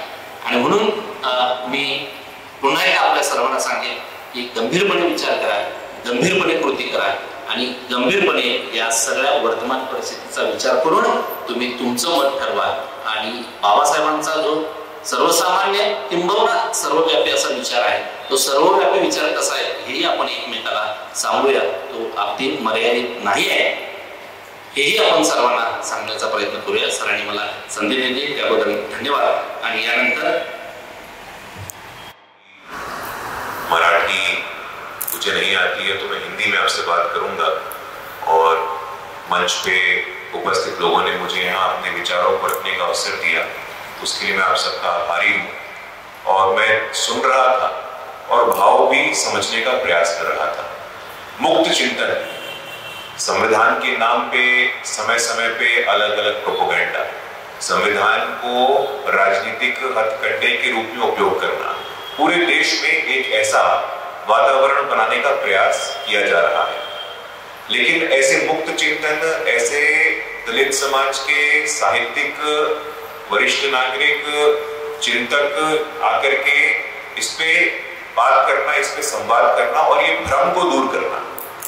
संविधान में आज तक total amendment 106 and out of this 106 amendment 80% of the amendment carried by different political party. संविधान में मूल स्वरूप परिवर्तन 42nd कॉन्स्टिट्यूशनल अमेंडमेंट, 42वां संशोधन, जो मिनी कॉन्स्टिट्यूशन के रूप में भी कहा जाता है. सो देयर इज अ पृष्ठभूमि, एक पृष्ठभूमि के तहत 42वां संशोधन को लाया गया. 100 से अधिक संशोधन हुए, लेकिन संविधान हमारे लिए एक आस्था और श्रद्धा का केंद्र है. संविधान की पवित्रता, संविधान पवित्र है. Constitution is a matter of sanctity for us because the maker of constitution संविधान निर्माता. संविधान के साथ साथ संविधान निर्माता भी बाबा साहेब अम्बेडकर. मैं बिहार से आता हूं और बिहार क्या पूरा देश आभारी है महाराष्ट्र का कि महाराष्ट्र की इस भूमि ने, इस जमीन ने बाबा साहेब अम्बेडकर जैसे क्रांतिकारी को जन्म दिया, जिससे पूरे देश का दलितों का कल्याण हुआ. तो पूरे देश का दलित समाज एक प्रकार से आभारी है इस पुण्य भूमि का. जहां तक संविधान की बात है, संविधान का पवित्र स्थान है. संविधान हम सभी के लिए, दलित वंचित समाज के लिए एक आस्था और श्रद्धा का केंद्र है और आगे भी रहेगा। संविधान दिवस हम सबको स्मरण है, संविधान दिवस 26 नवंबर को संविधान दिवस करना, संविधान के विषय पे चर्चा करना, ये वातावरण पिछले 5-6 वर्षों में बना है। लेकिन मेरे विचार में ये स्पष्ट रूप से मानना है कि संविधान, constitution cannot be used as political weapon. आज जो लोग संविधान को एक राजनीति के रूप में उपयोग कर रहे हैं वो ठीक नहीं है। संविधान, the place of constitution is above politics, the place of constitution is beyond politics. So anyone, जो भी व्यक्ति ऐसा फॉल्स प्रोपेगेंडा करते हैं, मुझे लगता है उनसे सावधान रहना है। संविधान की पवित्रता निश्चित रूप से हमेशा बरकरार रहेगी और जो काम पिछले 7-8 वर्षों में हुए हैं, मैं आश्वस्त हूं कि संविधान को लेकर के जितनी भी भ्रम और भ्रांतियां फैलाई जा रही हैं वो निश्चित रूप से बहुत ही गलत है और इसको एड्रेस करना चाहिए। आप सब यहाँ बैठे हैं और मुझे कम शब्दों में अपने भाव को रखने का मौका दिया। मैं मराठी में आपसे बात नहीं कर पाया, इसलिए क्षमा चाहता हूं, लेकिन आपने पूरे संयम के साथ मुझे सुना है। आपका बहुत बहुत आभार और धन्यवाद सर। जय हिंद।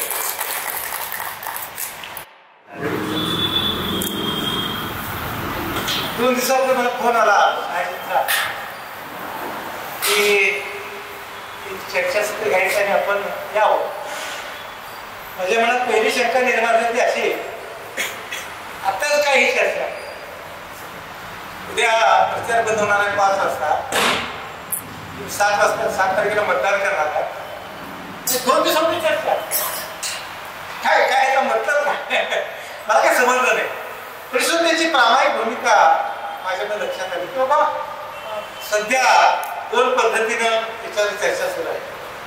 एक संविधान बचाव म्हणणारे लोक आहेत आणि दुसरे संविधानाचा आधीनपात करणारे लोक आहेत. याचं कुठलं वास्तव खरं आणि त्यांचा तुम्ही उल्लेख करताना साहित्यिक विचारांचं वगैरे म्हणजे त्या सगळ्या संस्थेबद्दलच माझ्या मनात आता एक शंका निर्माण झाली. कुणाला साहित्यिक म्हणायचं आणि कुणाला विचारवंत म्हणायचं. तर विचारवंत हा 8 दिवसापूर्वी एका बाजूला असतो, 8 दिवसात दुसऱ्या बाजूला. आपल्या महाराष्ट्रातील देशाची जर राजकीय घटना बघितली आपण, काय मूल्य व्यवस्था शिल्लक आहे का? काय तत्वज्ञान शिल्लक आहे का? जे काय चाललंय त्याच्यामध्ये समाजहित आहे त्या व्यक्ती स्वार्थ आहे. बाबासाहेब घटनाने वही तर पीपल ऑफ इंडिया असं म्हणतात. या देशातल्या जनतेसाठी जनतेसाठी आताचं चित्र आहे इतकं भयावह आहे की प्रत्येक जण आपल्या सोयीनुसार या घटनेचा वापर करून राहिला. मला तुम्ही सांगा की घटना सागेकर बाबासाहेब म्हणाले होते की आर्थिक समानतेचा, सामाजिक समानतेचा हा विषय ते मांडला होता. किती वर्ष झाली स्वातंत्र्याला, किती पक्षाने राज्य केलं आणि आता कोणते मला असं म्हणाले की किती वेळा घटनेमध्ये बदल केले. मगाशी जो मुद्दा आला की समाजवादी धनी लोके सुद्धा या शब्दाचा ही दुरुस्ती होती ना. एवढंच नाही, देशाला आली मांडली कशाच्या आधारात काय झालंय की आपण विचार करत असताना सगळे साहित्यिक त्याला अपवाद देतो, विचार कर अपवाद नाही. ती काय करतात, एका कोणाची बाजू आणि बाजू घेतली की तुम्हाला सांगतो की त्यांचं मन प्रामाणिक राहत.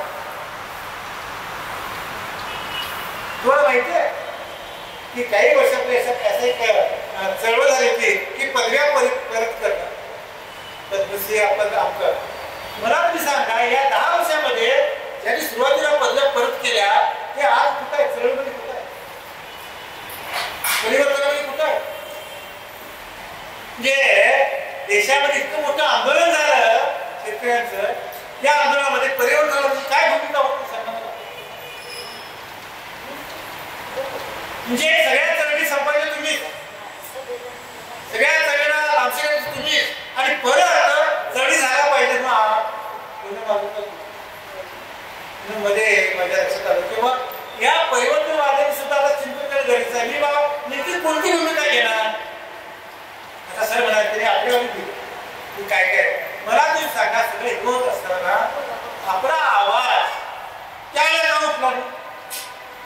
मला ते असं वाटतं की बाबा 1970च्या दशकामध्ये जर चळवळीत होतो तर मला असं वाटतं की हजारो लोक असायचे, हजारो तरुण पण असतात, हजारो यायचे. आता मग तुम्ही स्टेटमेंट देता, मग विधान करता, फक्त प्रतिक्रिया देता. प्रतिक्रियावादी होऊन चालत नाही, क्रियावादी असं प्रतिक्रिया चळवळ होत नाही. यांनी मला सांगितलं शिष्यजित मुलात किती दिवस किती लोक असतात आणि यांना सोडा म्हणून. म्हणजे आता एखादा राजकीय नेता गेला तर तुम्ही महानेते घेता ह्याला सोडा म्हणून. सामान्य कार्यकर्ता जर तुरुंगात गेला तर त्याच्या बाजूला तो उभं का लागते. आणि म्हणून मला असं दिसायला लागलंय की आत्ताचा जो काही माहोल निर्माण केलेला आहे की केवळ आणि केवळ राजकीयच आहे. त्याच्याच्या पुढे उभं आणि इतके अन्याय झाले. विमानाचा उल्लेख केला, रेल्वेचा उल्लेख केला, सर्वांचा ते आमच्या मणिपूरचा उल्लेख केला. हे सगळे प्रकार होत असताना आम्ही घाबरू शकतो ना. का आम्ही आंदोलन उभं केलं, का आम्ही सगळं उभ्या केल्या नाही.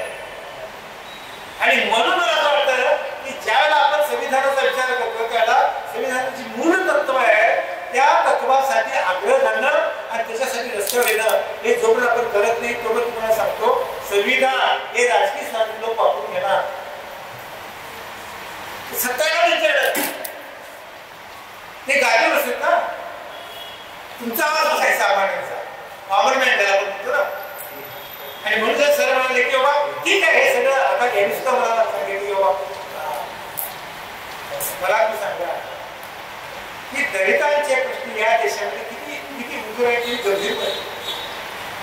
अशी सांगितलं शिक्षणाचा प्रश्न अगदी मी इथं मला वाटतं की एक 5-6 वर्षापूर्वी एक परिसरवाला आलो.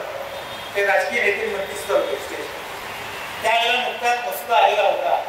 भाषण खूप जणांनी केले त्याच्यावर काय राबवलं ना तुम्ही शैक्षणिक धोरण. विजय मंत्री तो होते, जे खासदार होते, जे आमदार होते, त्यांची भूमिका काय सर म्हणायला लागले तेव्हा आता 1ली 7वी 7वी ते 11वी उच्च शिक्षण. मला तुम्ही सांगा आमचे गुंडळ सर पास्टर म्हणायचे माझ्या समीप म्हणायचे की शिक्षणामुळे सुद्धा 2 वर विधान होते.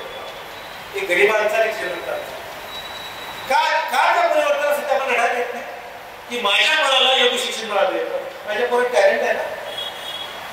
आणि त्याच्यामुळे लक्षात घ्या प्रचंड अशा त्यांचा नियोजन आमच्या समाजात निर्माण झालेला आहे. हे माझं काम नाही, हे मला येता येत नाही, हे माझ्या पोराला झेपत नाही. हा जो नियोजन निर्माण झाला आहे त्याचं महत्व असतं ही विषय व्यवस्था. त्या व्यवस्थेतून जो आपण बंद करत नाही तो पण अनेक लक्षात घ्या. मला खूप सांगतो साधी गोष्ट सांगतो तुम्हाला की ज्यावेळेला शेतकऱ्यांनी आंदोलन केलं, वर्षभर आंदोलन केलं, मी काय होतो तिथे काय झालं परिणाम नाजूक घ्यावं लागेल. काय घेतले मार्ग? सत्ता तुमची होती, शासन तुमचं होतं, फक्त रेटा होता ना शेतकऱ्याचा. आणि म्हणून ज्याचा हा मुद्दा उपस्थित केला आमच्या संविधानाने की बाबासाहेब असं म्हणायचे की समाजकारणामध्ये तुम्ही ज्या व्यक्तित्व माजवता आणि नैतिकता विसरता त्याला अशा प्रकारे गोंधळाची परिस्थिती निर्माण. आणि फार मोठा असा असतो की जो उदो करतो सत्ताधाऱ्यांचा.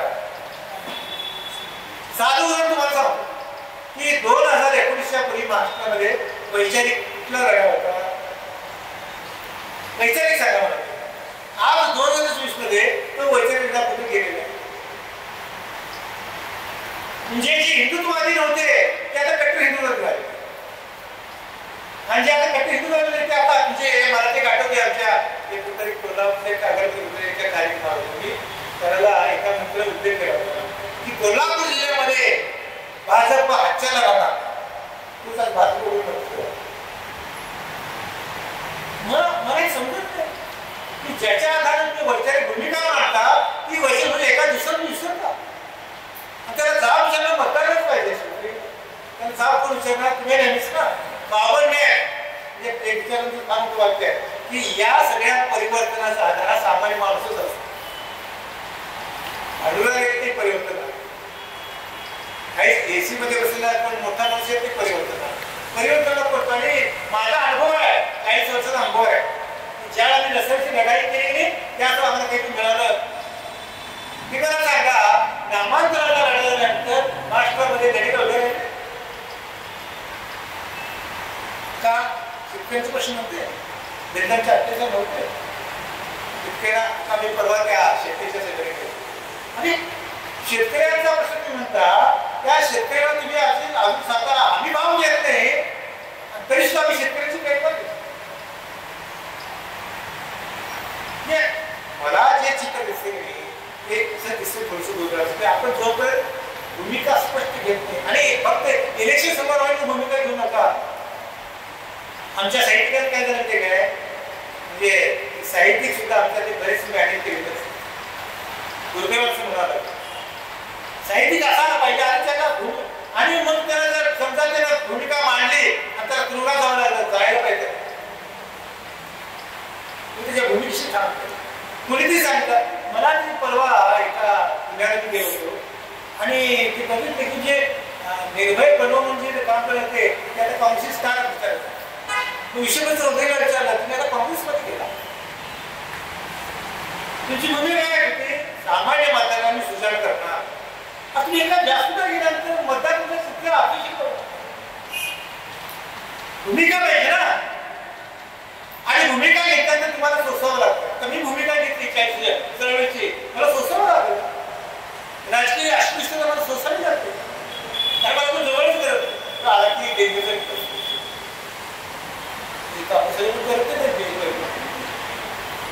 म्हणून मला असं वाटतं की जोपर्यंत आपण हा विचार करून एकत्र येत नाही, लढे उभा करत नाही, तोपर्यंत तुम्हाला सांगतो सत्ताधाऱ्यांची मनमानी चालणार.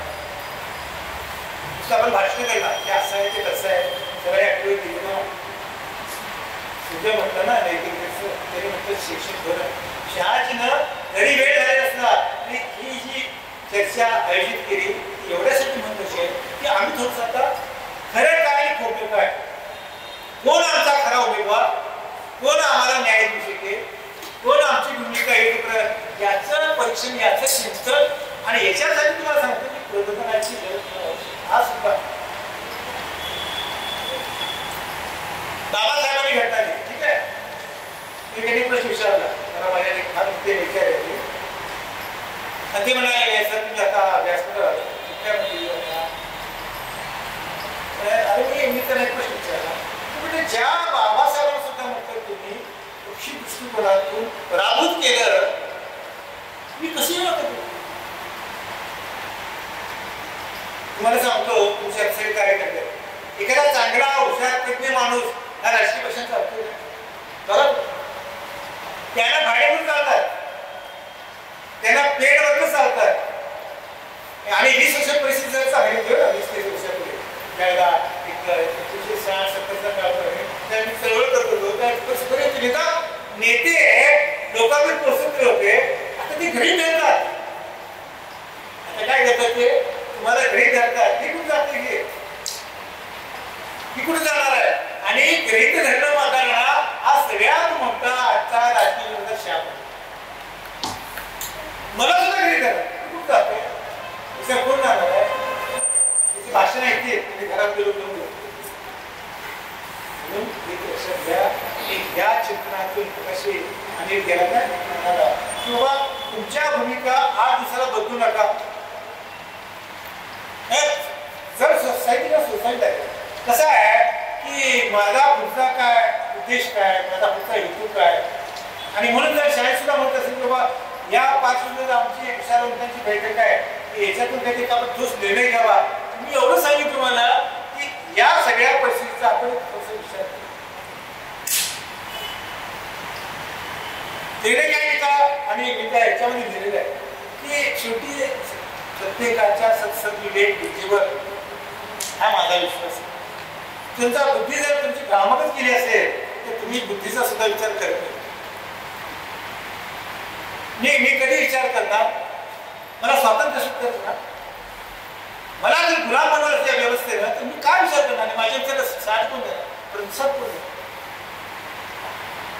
आणि म्हणून बाबासाहेबांचं मला सारखं एक वाक्य आठवते फार महत्वाचं, हा सुद्धा महत्वाचा आहे. बाबासाहेब म्हणायचे गुलाम गुलामाला गुलामीची जाणीव करून द्या, हे तुषार. आज आपण कुणाला कुणाचं ते गुलाम मानलेलं याची जाणीव करून देणं हे खरं चिंतनाचं काम, चळवळीचं काम. शहाजी तुम्ही कुठल्या गटाच्या प्रश्न महत्वाचा नाही, तुम्ही कुठल्या पक्षाच्या प्रश्न महत्वाचा नाही. मला काय महत्वाचं आहे की बाबासाहेबांची जी घटना आहे ती घटना राबविणारा कोण, आता राबवून कसं आहे त्याला जाब विचारणारा कोण, असेच पक्ष निवडा. मला बाकीच काय माहिती नाही. हे ना तुम्ही आता बघा, तुम्ही आता सगळे विचार करा, सगळे कार्यकर्ते एवढे जाहीरनामे 8 जाहीरनामे कोण जाहीरनामा वाचतं आणि जाहीरनामा आपण कामं होतं. तुम्ही जाहीरनामा सुद्धा घेऊन फुटत आहे ना, किती मोठे जाहीरनामे येतात. आणि जर 5 विचारता तुझ्या जाहीरनामध्ये हे तुम्ही सांगितलं तर तुम्ही काय काय केलं, काय उत्तर येतं. म्हणजे प्रत्येक गोष्टीमध्ये आपली फसवणूकच चाललेली आहे. त्याच्यामुळे काय यायचं आपलं. म्हणून मला आता या स्टेजवरून शहाजींना, त्यांच्या नेत्यांना, सगळ्या नेत्यांना मला सांगायचं आहे की तुम्हाला एक परिवर्तनाची एक ठोस भूमिका घेतली पाहिजे. आता इलेक्शन समोर आहे म्हणून त्यांनी एकाने संविधानाची बाजू घ्यायची आहे आणि एकाने आता बदलणार आहे म्हणून हाहाकार मारायचा. आतापर्यंत किती बस झाले तुम्ही सांगितलं, याच्यात किती बस झाले. हा, आणि माझी कशाच्या आधारावर आली म्हणजे तुम्ही सोयीनुसार संविधान बदलणार आणि तुम्हीच म्हणणार संविधान धोक्यात आलंय. आणि म्हणून मी सांगतो की बाबासाहेबांचं संविधान जर बदलायचा प्रयत्न केला तर बाबासाहेबांची जनता करोडीने लागू सांगितलं असतं. संविधान बदलण्याची सुरू हे म्हणाले की काय 8च्या बाजूने सुरू असलेले ढाच्यामधून आपण हे बदल करा, ते बदल करा. पण तू दुर्दैवमध्ये एकदा आमच्या शेतकरी संघटनेची चर्चा आहे पुण्याला आणि तिथे मनमोहन सिंग होते, ते पंतप्रधान होते आणि अर्थमंत्री पण होते. त्या चर्चेमध्ये असं राऊंड टेबल कॉन्फरन्स होती, चर्चा सुरू झाली. त्याला एकाने विचारला की शेतकऱ्यांचे प्रश्न तुम्ही असतात ना, शेतकऱ्यांचा तुम्ही का न्याय देऊ शकत नाही. ते मनमोहन सिंग काय म्हणून माहिती पण अजून आपल्याला निदान ते असणार आहे. अहो निदान 15 ते 20 खासदार पाठवा तेवढे असे की ज्यांना शेतकऱ्यांचा अभ्यास आहे. त्यांचे काय काय मी काल नेपाळला एका मोर्चासाठी IAS ऑफिसर आहे. IAS ऑफिसर एवढा विद्वान, एवढं तत्वज्ञान तो आता इलेक्शन झालेला आहे, त्याला कोण विचारला माणसं मिळत. IAS ऑफिसर आमच्या समोर पावसे म्हणायचे ना, विद्वान माणसं होते, चांगली माणसं होते, चांगल्या नेते कोण विचारलं. सगळे पैशाचे आले, सगळे त्या चेनीचे आले, सगळे प्रलोभनाचे आले. मग अशी कोणतं असं म्हणाले बघा. मध्ये मी एका सगळ्या अधिवेशनामध्ये आलो होतो, त्याला मंडी पेंट सभा घेतली आणि त्या ते बोलताना म्हणाले, आमच्या सीमा प्रश्नावरती बोलताना म्हणाले, मंडी म्हणाले असं की महाराष्ट्रात ते 38 विद्यार्थ्यात 5 वर्षात फक्त एकदा जेवायला येत होतं. एकदा 5 वर्षात 38 लोक जेवायला एकत्र आले, प्रश्नासाठी कधी आले नाहीत. आम्ही 20 लाख लोक 60 वर्ष बोलतो.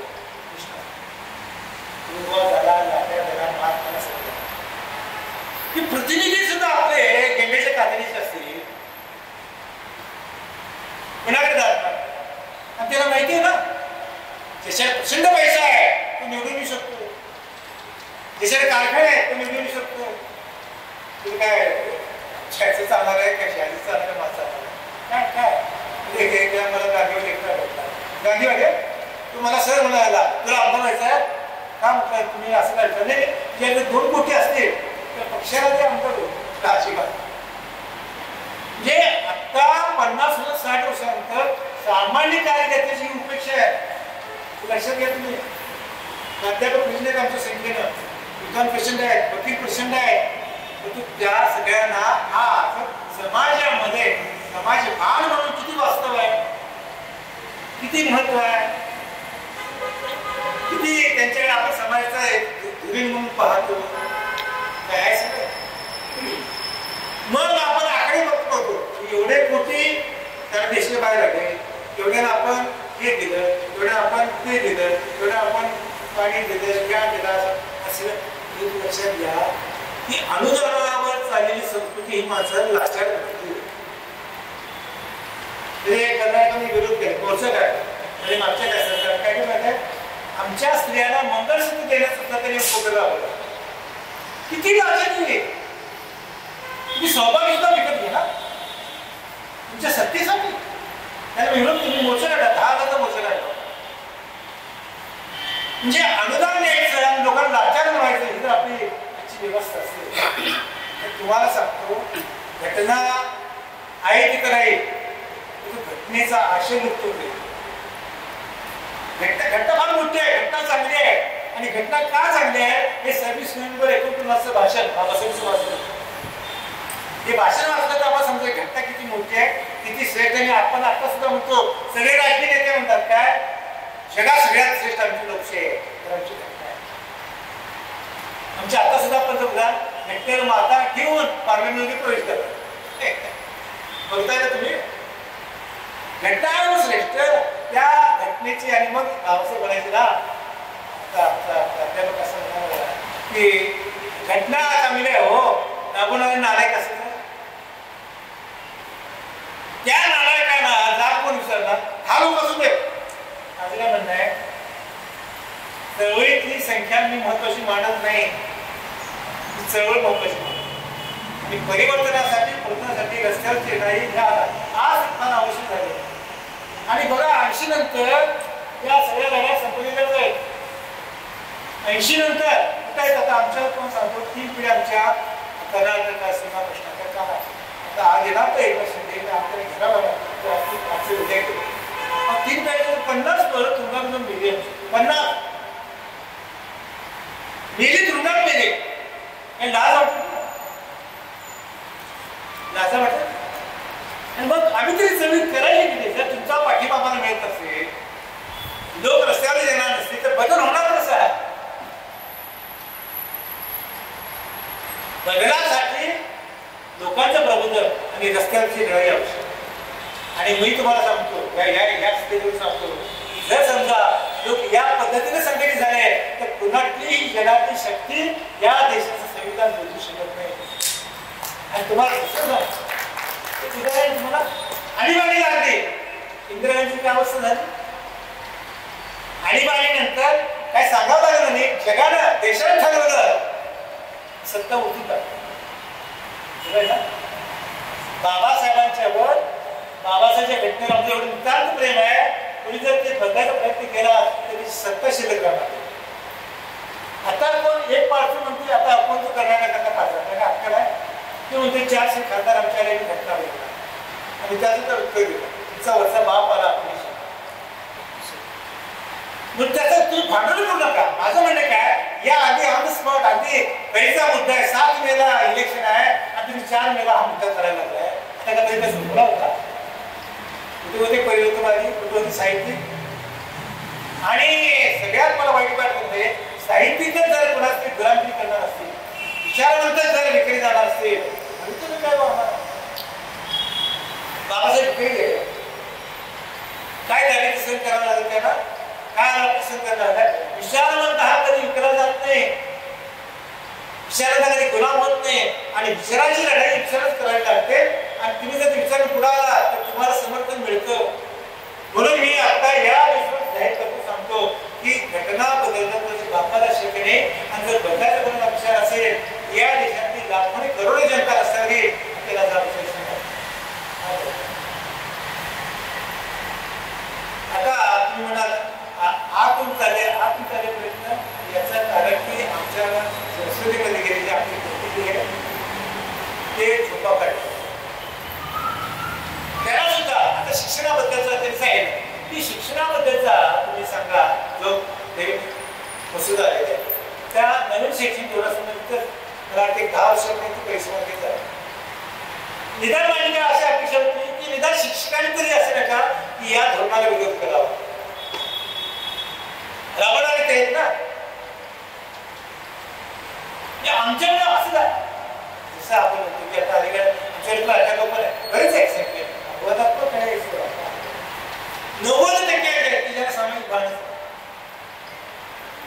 चळवळीतली तरुणांची संख्या किती कमी व्हायला लागली.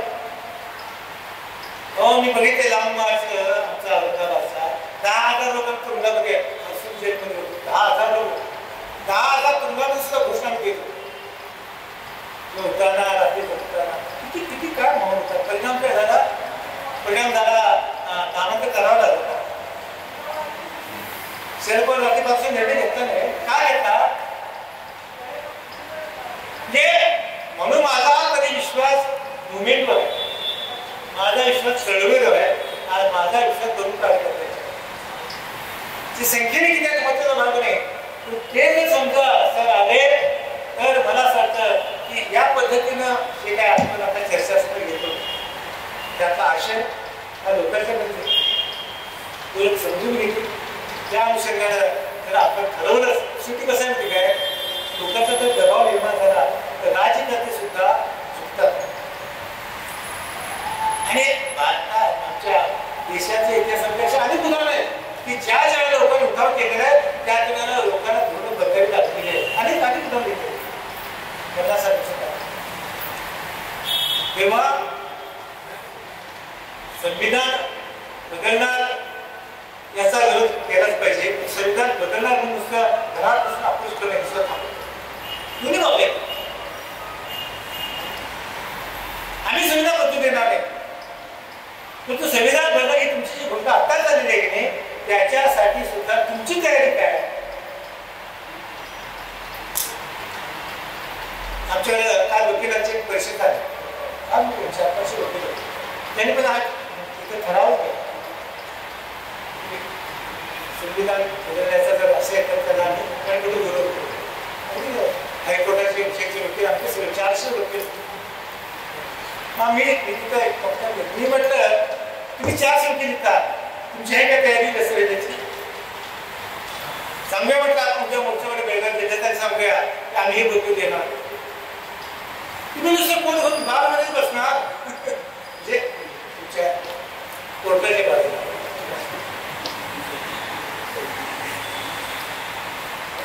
आणि म्हणून शहाजी हे अतिशय चांगलं तुम्ही चर्चेसाठी घेतलेलं आहे त्या म्हणून करतो. इथे थांबू नका. तुम्ही जे म्हणाल त्या पद्धतीने पुढे काय करायचं, कोरोना सेशन इन्व्हॉल्व करायचं, जास्तीत जास्त जागृती करायची, जास्तीत जास्त प्रयत्न करायचं. गावगाव वेळा घेऊया, गावगाव चर्चासत्र घेऊया, निवडणुका काढूया, मोर्चे काढूया, निवेदन देऊया, एक असा आवाज उठूया की या देशामधला संविधानाचा बदलाचा हा सरकारच्या मनात सुद्धा शिवणारे अशा पद्धतीची परिस्थिती निर्माण करणं करण्याची थोडीशी बुद्धी म्हणा, करण्याची प्रेरणा म्हणा तुमच्या कार्यक्रमात सगळ्यांना अशी अपेक्षा व्यक्त करतो आम्ही या ठिकाणी.